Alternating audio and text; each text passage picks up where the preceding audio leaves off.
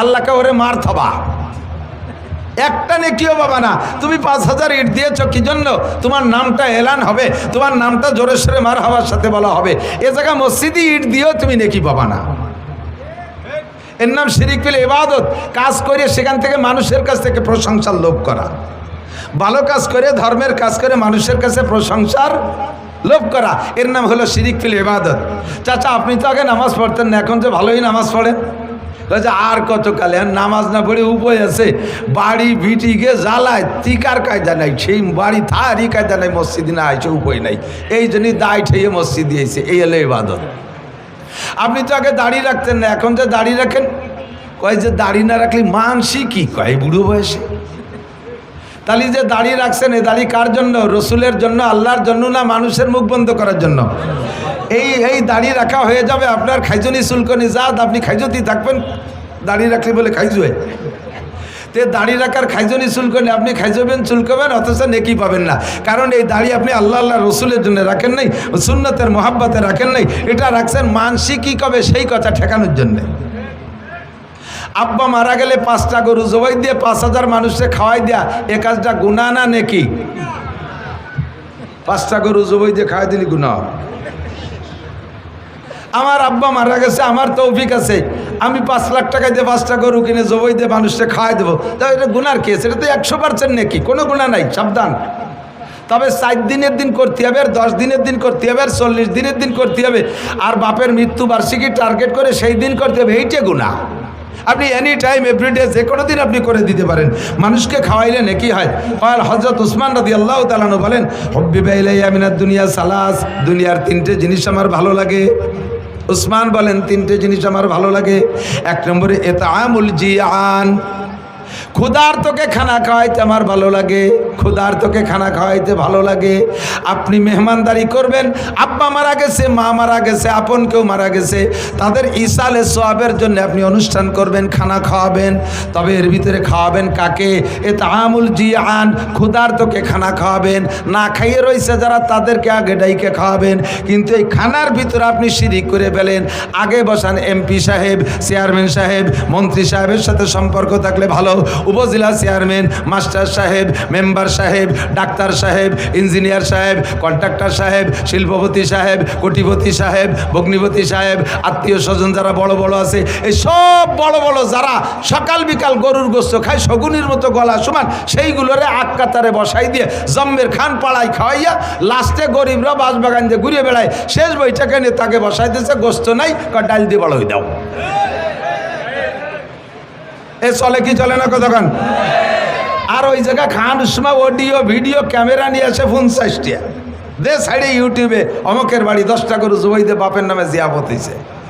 কাজটা ভালো কাজ, কিন্তু উদ্দেশ্য খারাপ হওয়ার কারণে একটা নেকিও তুমিও পাবে না, তোমার আব্বাও পাবে না, গোষ্ঠী শুধু খালি হাত। ওয়ালা ইউশরিক বিইবাদাতি রাব্বিহি আহাদা। প্রত্যেকটা ভালো কাজ করবো একমাত্র কার জন্য? নামাজ পড়ি কার জন্য?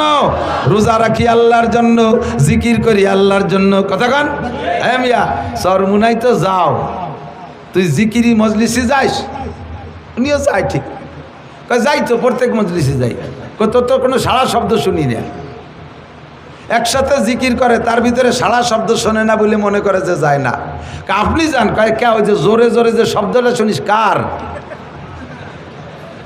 জোরে জিকির যে শব্দ শুনিস কার? কলার জাড়ে জোরে জোরে জিকির করে মাইকে ডাইকে ডাইকে বিটাকে শোনাও, ওই জিকির করার গলা ফাটানো পর্যন্ত শেষ, একটা জিকিরের একটা শব্দের তুমি নাকি পাবা না। জিকির হবে কার জন্য? শুদ্ধভাবে জিকির হবে লা ইলাহা ইল্লাল্লাহ, লা ইলাহা ইল্লাল্লাহ। জিকির যত গোপনে হবে আল্লাহর সাথে সম্পর্ক তত বেশি ভালো হবে। কতক্ষণ ঠিক ঠিক না?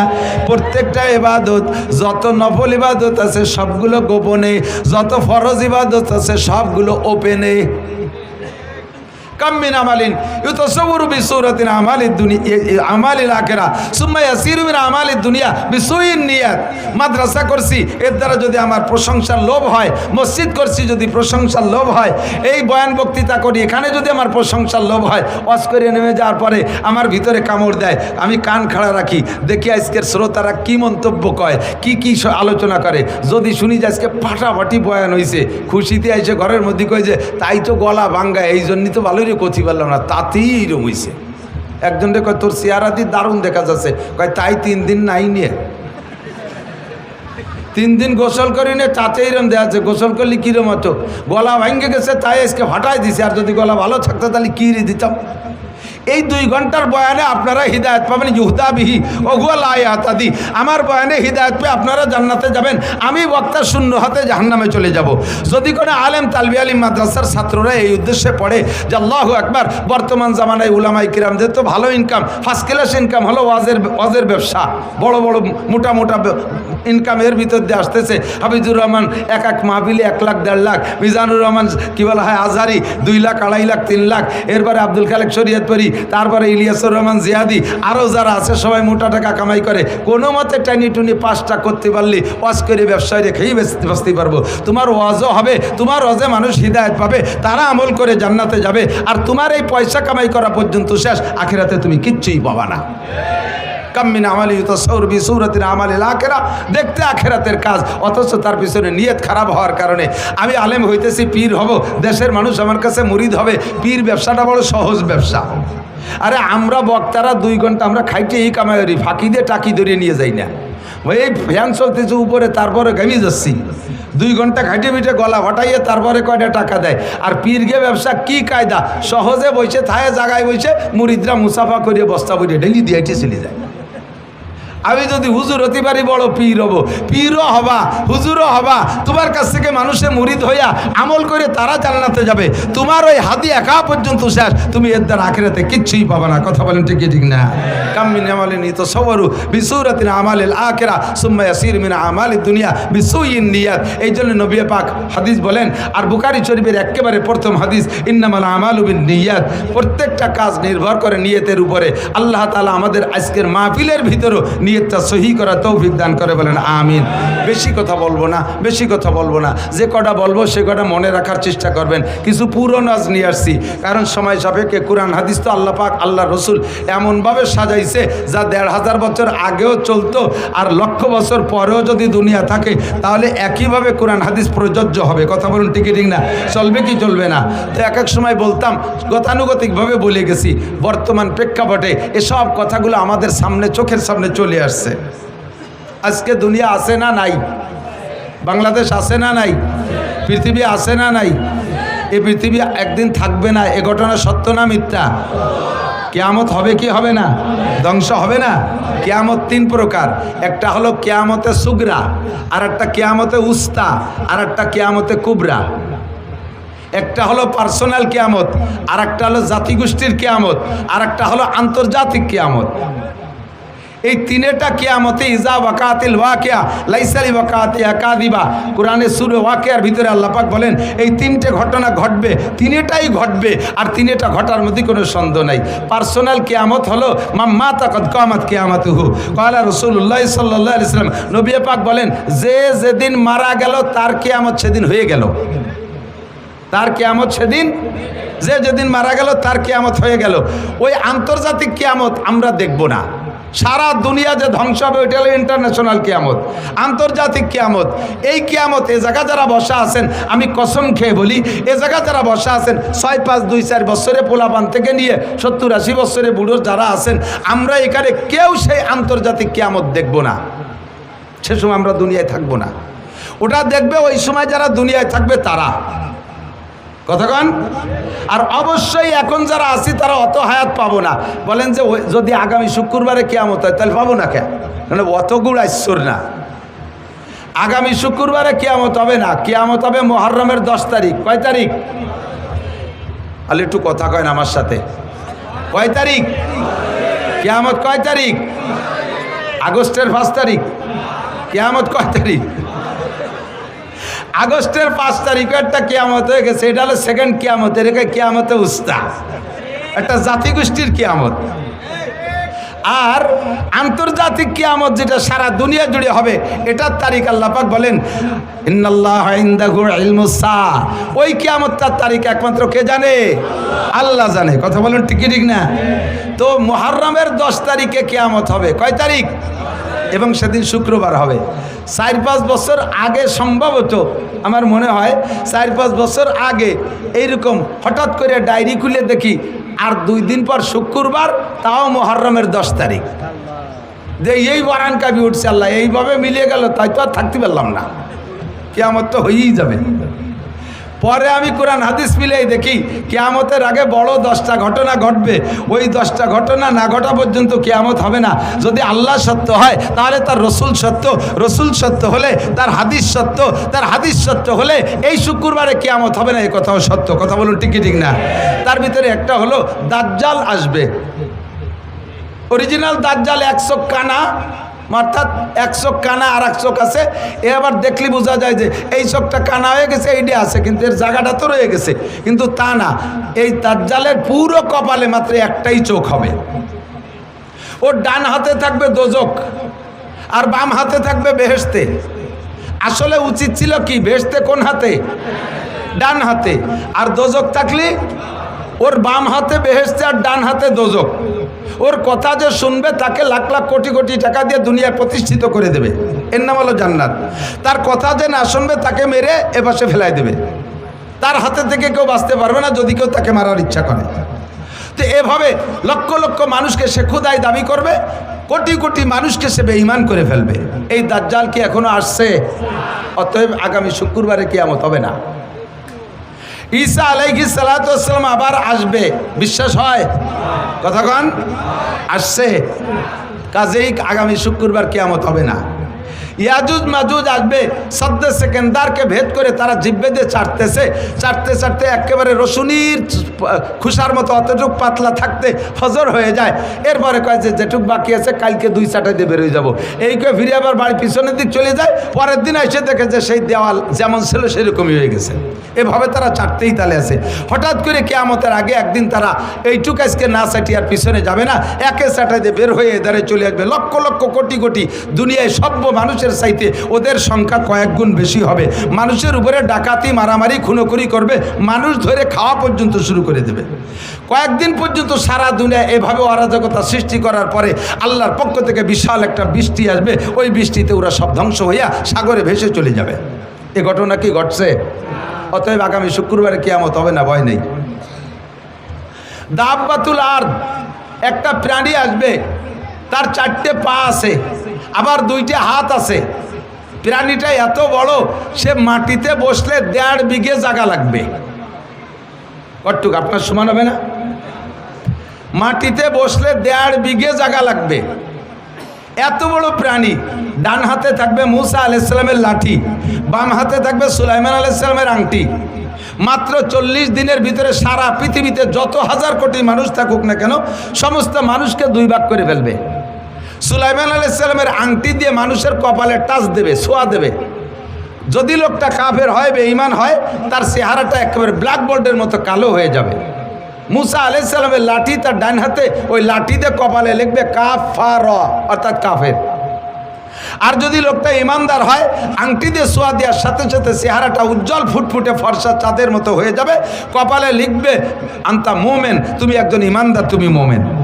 এভাবে 40 দিনের ভিতরে ওই একটা প্রাণীতে সমস্ত মানুষকে 2 ভাগ করে ফেলবে। এ ঘটনা কি ঘটছে? অতএব আগামী শুক্রবারে কিয়ামত হবে না। এরপরে পরপর লাগাতার 3 রাত 3 দিন পর্যন্ত 72 ঘন্টা পর্যন্ত দুনিয়ায় সূর্য উঠবে না। 72 ঘন্টা দুনিয়ায় সূর্য উঠবে না, কোনো আলো থাকবে না, কারেন্ট জ্বলবে না, আলোবাতি জ্বালাইতে পারবে না, আগুনের বাতিও থাকবে না, সারাটা দুনিয়া অন্ধকার। এক তো সূর্য উঠছে না, দুনিয়ার কোনো বাতি নাই, তাহলে বোঝেন অন্ধকারটা কেমন হবে। আর ওদিকে সূর্য যখন উঠছে না, মানুষে তখন ভীত সন্ত্রস্ত হইয়া কান্নাকাটি শুরু করে দেবে, পাগল হয়ে যাবে, পায়খানা করে কাজ শুরু করবে, পানি খুঁজে পাবে না। বিশাল একটা মিনি কিয়ামতের একটা পরিবেশ হয়ে যাবে। এই কান্নাকাটি করতে করতে করতে করতে পশ্চিম আকাশ থেকে সূর্য উঠবে। সূর্যটা এ পাশ থেকে উঠবে না, পশ্চিম আকাশ থেকে উঠবে। তবুও সূর্য যখন উঠছে মনের ভিতরে কিছু একটা প্রশান্তি, যে আলো তো হলো। এরপরে এই সূর্যটা উঠতে উঠতে মাঝ আকাশে আসবে, আবার পশ্চিম আকাশে ডুবে যাবে। পরের দিন থেকে আবার নিয়মতান্ত্রিক সূর্য উঠবে। এই সূর্য যে ব্যাক হয়ে গেছে, ফিরে আসছে, এই ফিরে আসার পরে সমস্ত মানুষের ভিতরে চেতনা আসবে, আহা সর্বনাশ হয়ে গেছে। ওলামায়ে কেরামের কাছ থেকে শুনতাম সূর্য পশ্চিম আকাশ থেকে উঠবে। হাদিসে আসছে আল্লাহ নবী বলেন, সূর্য একবার পশ্চিম আকাশ থেকে উঠে আসার পরে আবার যখন ডুবে যাবে, এরপরে মানুষের যতই বুঝুক এই বুঝে কোনো কাজ হবে না। আর তওবা করলে তওবা কবুল হবে না, কাহারও ঈমান গ্রহণ করা হবে না। এরপরে আবার নিয়মতান্ত্রিকভাবে সূর্য উঠবে, পূর্ব আকাশ থেকে পশ্চিমে অস্তমিত হবে। বলা হয় এর প্রায় 120 বছর, তাও শিওর তারিখ না, প্রায় 120 বছর পরে ওই সূর্য উদয়ের সূর্যের পরে প্রায় 120 বছর পরে কিয়ামত হবে। ও দোস্তরের সময় এখনো বহুত আছে, বহু দেরি আছে। কাজেই আগামী শুক্রবার কিয়ামত নিয়ে কোনো টেনশন করি না। তবে কিয়ামত তিনটা, একটা হলো ব্যক্তিগত কিয়ামত, এইটা যে কোনো সময় ঘটে যেতে পারে। কথা বলেন, পারে কি পারে না? এখান থেকে বাড়ি যাইতেও পারেন, নাও পারেন। ফজরের রক্ত পাইতেও পারেন, নাও পাইতে পারেন। আপনি চিন্তা করছেন আগামী রমজান মাসে চিল্লাই যাব, আরে ততদিন হায়াত আপনি পাইতেও পারেন, নাও পাইতে পারেন। যে ব্যক্তি যখন মারা গেল তার কিয়ামত তখন হয়ে গেল।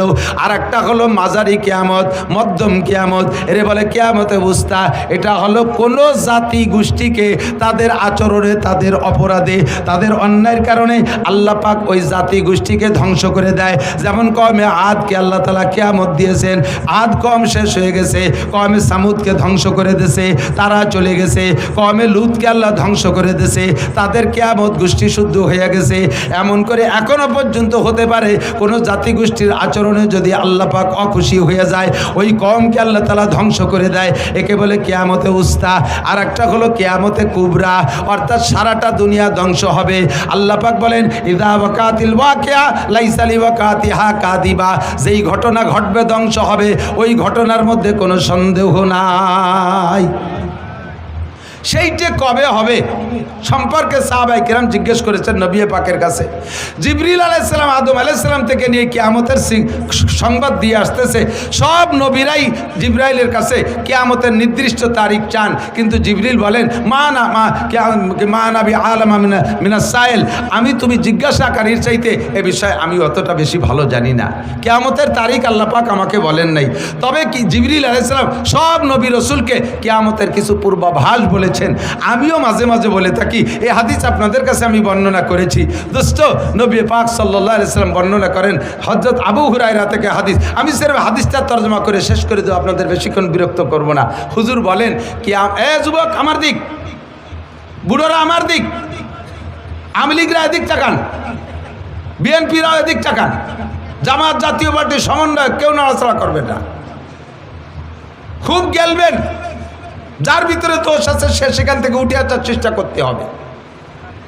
যদি আমরা এই দোষগুলো থেকে উঠে আসতে পারি তাহলে দুনিয়ার হায়াত বেড়ে যাবে, দুনিয়াকে আল্লাহ তাআলা আরো লম্বা করে দেবে।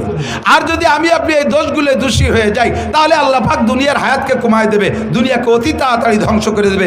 এই যে ঘটনাগুলো বলছি এগুলো টপ টপ টপ টপ করে কিছুদিনের ভিতরে তৈরি করে দিয়ে দুনিয়াকে আল্লাহ তাআলা ধ্বংস করে দেবে। আমি চাই না দুনিয়া ধ্বংস হোক তাড়াতাড়ি, আমি আরো অনেক দিন বেঁচে থাকতে চাই, আমি সুস্থ থাকতে চাই, আমি হালাল প্রশস্ত রুজি চাই, সম্মানের সাথে বেঁচে থাকতে চাই। কথা বলেন ঠিক কি ঠিক না? এই জন্য আমি দোয়ার সময় শিখিয়ে দেই, যখন দোয়া করবেন আল্লাহ আমারে হায়াত বাড়ায় দাও, শুধু হায়াত বাড়ায় দেওয়ার কথা বলবেন না। হায়াতের সাথে তিনটে জিনিস চাইবেন আল্লাহ, সুস্থতার সাথে, বলেন কিসের সাথে? ইজ্জতের সাথে, সম্মানের সাথে। 3 নম্বরে প্রশস্ত হালাল রিজিকের সাথে। এই তিনটে জিনিস আমার জীবনে অত্যন্ত গুরুত্বপূর্ণ।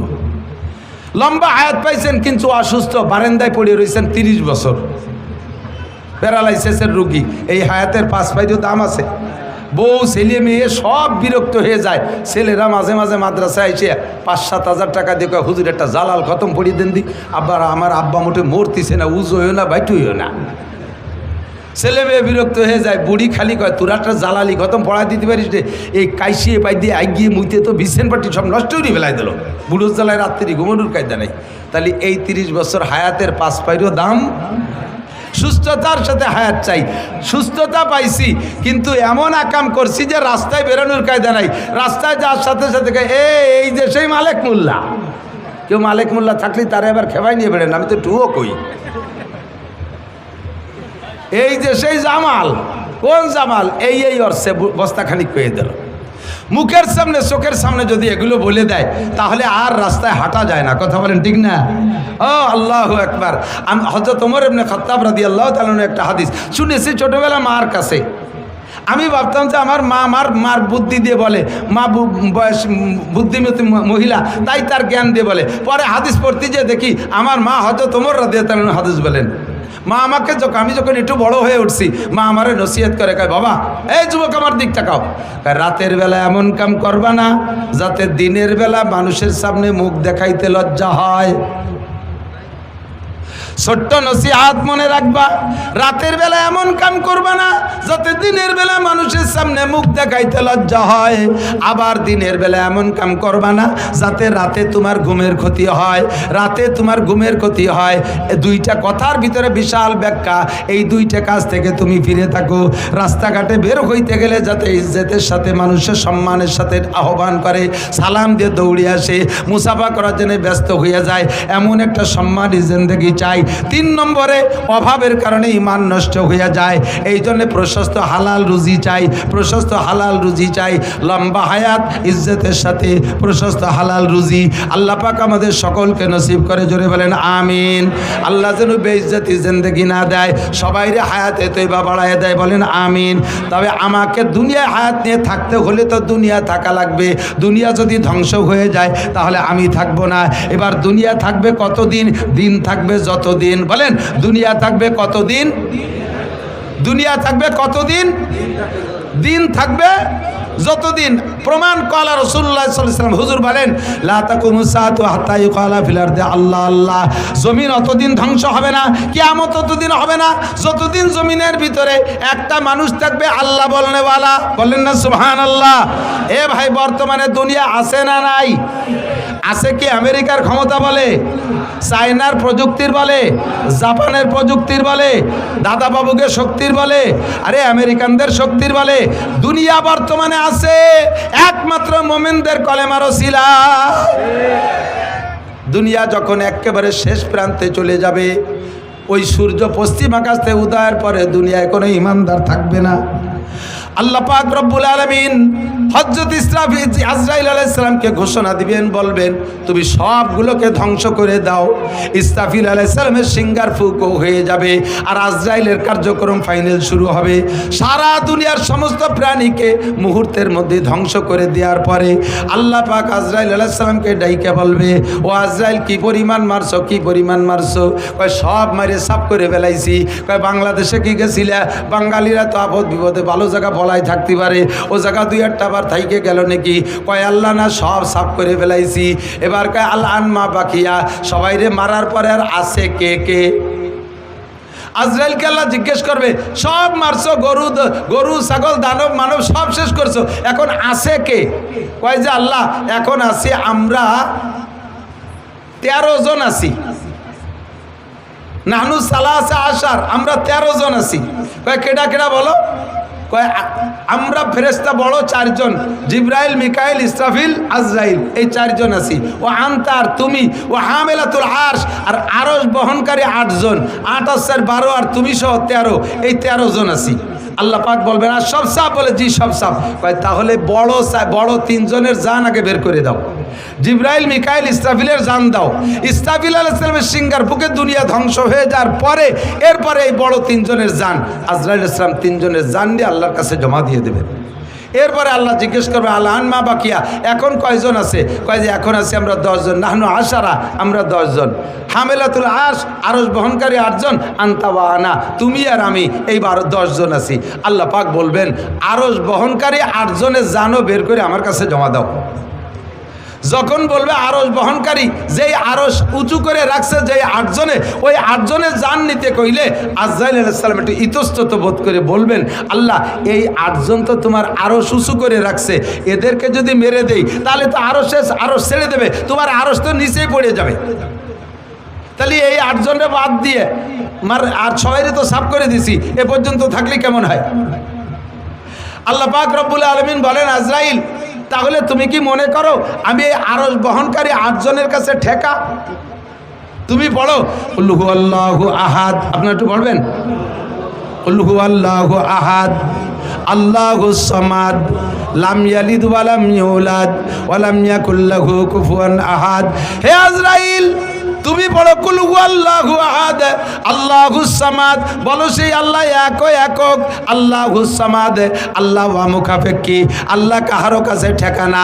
আরশ বহনকারী 8 জন ফেরেশতা আল্লাহকে উঁচু করে রাখছে, তাই আল্লাহ উঁচায় আছে, নইলে ওরা ছেড়ে দিলে আল্লাহ পড়ে যাবে। তোমার আল্লাহ এমন আল্লাহ না, দুনিয়ার দেবদেবীর মতো নয়। বছরের শেষে যাইয়া দেবদেবীদের রং নষ্ট হয়ে যায়। তোমরা জেনে রাখো সিবগাত আল্লাহি ওয়া মান আহসানু মিনাল্লাহি সিবগা।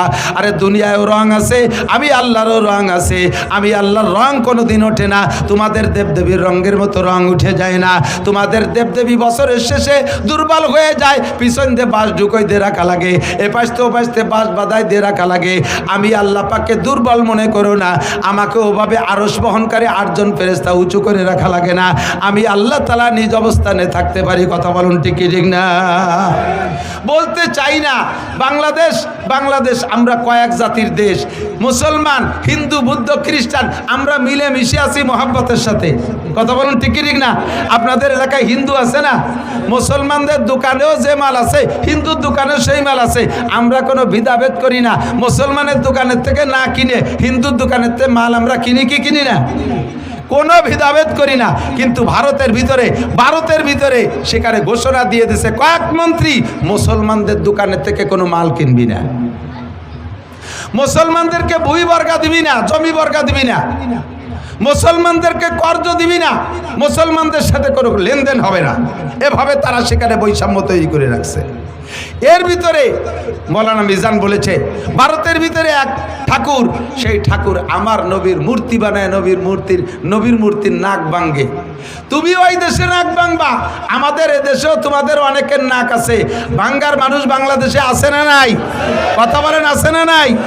তোমরা মূর্তিরে যত মোহাব্বত করো তার চাইতে লক্ষ কোটি গুণ মোহাব্বত করে মুসলমান তার নবীকে।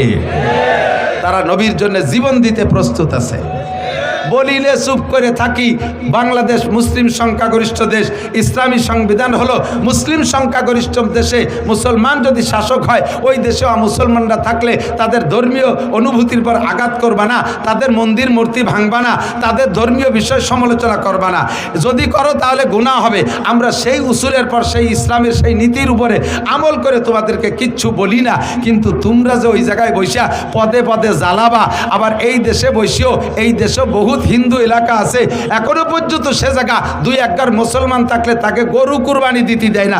বাংলার জমিনে থেকে কত বড় স্পর্ধা, সরকারের ছত্রছায়ায় থেকে এত বড় বাহাদুরি করো, তারপর আমরা কিছু কই না। কিন্তু এই মুহূর্তে আর বাড়াবাড়ি করো না। তোমরা দেশের মেহমানের মতো থাকো, আমাদের কাছে যত্ন পাবা। কথা বলেন ঠিক ঠিক না?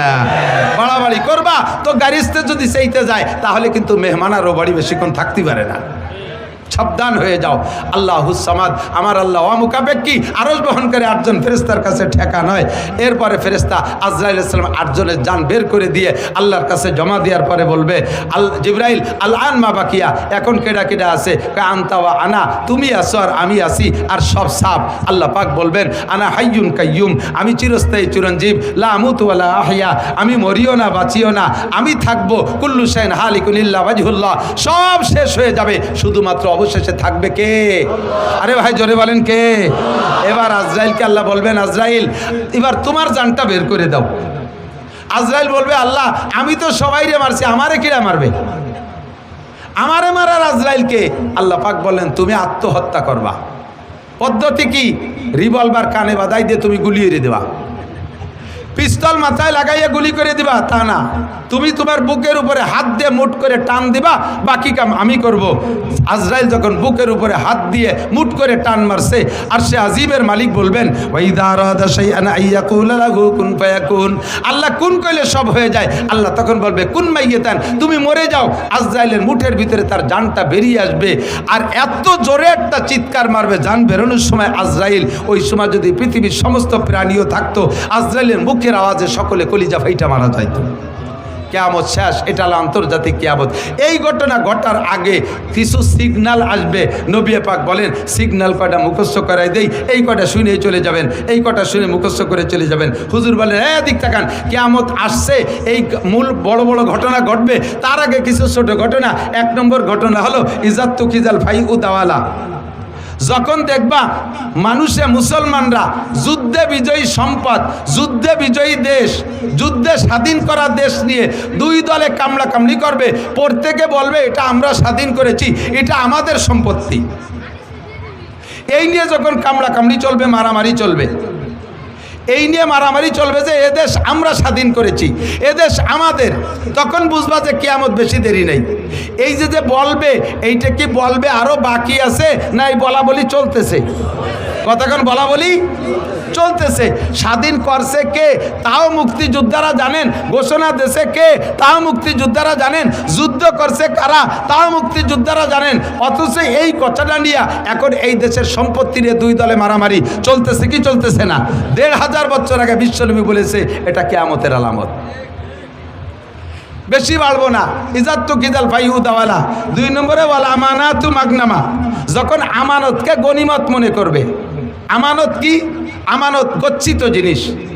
আমাকে আল্লাহ তাআলা আমানত দিয়েছে কিছু সম্পদ, আমাকে আল্লাহ তাআলা আমানত দিয়েছে সন্তান, আমাকে আল্লাহ তাআলা আমানত দিয়েছে একটা ওয়ার্ডের দায়িত্ব, আমাকে আমানত দিয়েছে ইউনিয়নের দায়িত্ব, আমাকে আমানত দিয়েছে উপজেলার দায়িত্ব, আমাকে আমানত দিয়েছে একটা সিটের দায়িত্ব এমপি বানাইয়া, আমাকে একটা মন্ত্রণালয়ের আমানত দিয়েছে, আমাকে ডিসি হিসেবে একটা ডিস্ট্রিক্টের আমানত দিয়েছে, ওসি হিসেবে আমাকে একটা থানার আমানত দিয়েছে, টিওনো হিসেবে একটা থানার আমানত আমাকে দিয়েছে, এসপি হিসেবে একটা পুলিশ লাইনের আমানত আমাকে দিয়েছে, আব্বা হিসেবে কয়েকটা সন্তানের আমানত আমাকে দিয়েছে। এই আমানতকে যখন গনিমত মনে করবে, গনিমত কাকে বলে? যুদ্ধে বিজয়ী সম্পদ মুসলমানদের মুজাহিদদের ভিতরে বন্টন হয়, এই মালকে বলা হয় গনিমতের মাল, এইটা খাওয়া জায়েজ। যখন আমানতকে গনিমত মনে করিয়া ইচ্ছে মতো ব্যবহার করবে। কত প্রমাণ চান? যে কয়জনের নাম কইছি এই কয়জন তার আমানতের ভিতরে খেয়ানত করছে কি করে নাই? জোরে বলেন করছে কি করে নাই? আমানতের খেয়ানত কি পরিমাণ করছে? এখন তত্ত্বাবধায়ক সরকার আইসা, অন্তর্বর্তীকালীন সরকার আইসা হিসাব করে করে বর্তমান নগদে যারা ফেল করছে তাদেরটা ধরছে। আরও 15 বছর আগেও একদল ক্ষমতায় ছিল, তারাও এরকম বহুত অন্যায় করে টরে গেছে। সেই জামানায় যারা ছিল ফখরুদ্দিন, ইয়াজউদ্দিন, মঈনুদ্দিন, তাদের কাছে তারাও ধরা পড়েছিল। কথা বলেন ঠিক কি ঠিক না? যারাই এই ক্ষমতায় বসে তারাই আমানতের খেয়ানত করে। কন্ট্রাক্টরের কাছে রোডের আমানত পিচ মারিয়ে দেয়, খোয়া মারিয়ে দেয়, রাস্তা বানাইয়া এই মাথায় ওই মাথায় জাতি জাতি রাস্তার পিছন দিয়ে টিউমার, বিষ ফুড়া, খাইজনি, চুলকনি, কথা কয় না? কারেন্টের খাম্বা তার সহ গিলে খেয়ে ফেলায়। আমাদের দেশের আমানত শাহ এরকম আছে না নাই? কন্ট্রাক্টরের নামও আমানত শাহ। কন্ট্রাক্টরের নাম কি? আমানত শাহ। খেয়ানত শাহ হয়ে গেছে। বিজিএফ কার্ড বিক্রি করে টাকা খায়, পঙ্গু ভাতা বিক্রি করে টাকা খায়। এই জাতীয় মেম্বার চেয়ারম্যান তো বাংলাদেশে জন্ম নেয় নাই। কথা কয় না? ও দোস্ত, হজে যাইয়া কুরবানি করে আসি। যারা হজে গেছেন হাজি সাহেবরা, এলাকার বহু হাজি আমি ওখানে দেখেছি। এই এলাকার মানুষের পয়সা আছে, ছেলেরা বিদেশ থেকে বাপরে হজ উমরা করায়। তো হজ করেছেন, কুরবানি করেছেন, আপনার কুরবানির জন্তুর গোশত আপনি খেয়ে আসেন নাই, ওটা ওই জায়গায় জবাই করে, বরঞ্চ আপনি নিজেও জবাই করেন নাই, মুআল্লিমের দায়িত্ব দিচ্ছেন, সে জবাই করে গাদি মেরে থুয়ে আসছে। ওই দুম্বার উট এইগুলো পরবর্তীতে ওই সৌদি আন্ডা ওর মোহতাজ না, ওগুলো তারা খায় না। ওগুলোরে ধুইয়ে মুছিয়ে কাফন পরাইয়া সুন্দর করে জানাজা ছাড়া বিভিন্ন দেশে, গরিব দেশে পাঠায় দেয়। সবচেয়ে বেশি আসে বাংলাদেশে এই দুম্বার উট, সবচেয়ে বেশি আছে। আমার কসম খেয়ে বললে মিথ্যাবাদী হবে না, উট তো আপনারা চোখেই দেখেন নাই। মাঝে মাঝে একসময় দুম্বা দেখতেন, ইদানিং তো প্রত্যেকে 8-8টা করে পান। কতক্ষণ পান নাকি? এই দুম্বা যায় কোন জায়গা? নিতান্ত গরিব, অসহায়, এতিম, বাপ নাই মা নাই, 70 বছর আগে আব্বা মা মারা গেছে, উনি এখন শিল্পপতি, কোটিপতি, বড় বড় ইত্যাদি। ঘরের ভিতরে কবর একটা বানায় এনেছে, বিশাল কবর, লম্বা ডিপ ফ্রিজ, বস্তা ভরে তার ভিতরে নিয়ে সারা বছর কুরবানির গোশত দিয়া উনি বরকত হাসিল করে। আছে না নাই? কতক্ষণ? নাম তার আমানত শাহ। বাংলার কপাল পড়ছে, এদেশের কপাল পড়ছে, আর জ্বলবে কবে তা বলা যায় না। সারাটা বাংলার জমিনে আগুন লেগে গেছে। কাদের কারণে? আর্কের কারণে না, আপনাদের মতো সাধারণ পাবলিকের কারণে না। আল্লাহ নবী বলেন ইজা কানা উমারাকুম শিরারাকুম, যখন তোমাদের দেশের নেতারা হবে বদমাশ, নেতারা হবে চোর, নেতারা হবে লুচ্চা, বউতিয়ে হোটেল হোস্টেলে রাত কাটাইবে, নেতারা হবে মারিংম্যান, জাতির হক মেরে খাবে, লুটে খাবে, এতিমের মাল মেরে খাবে, ফাবাতালুল আরদে খায়রু মিন জাহরিহা, ওই নেতার কারণে দেশের কপাল পড়বে। সাধারণ পাবলিক তোমরা দোয়া করো কোনো মতে কলেমা পড়ে মাটির তলে যাইতে পারো কিনা। শুধু আমলিগের দোষ দিয়ে লাভ নাই। কোন সাসিবা কম, আমাদের গোপালগঞ্জে ভাষায় কয় কোন সাসিবা কম সালুন খার জো, কোন সাসিবা কম সালুন চেনে সালুন।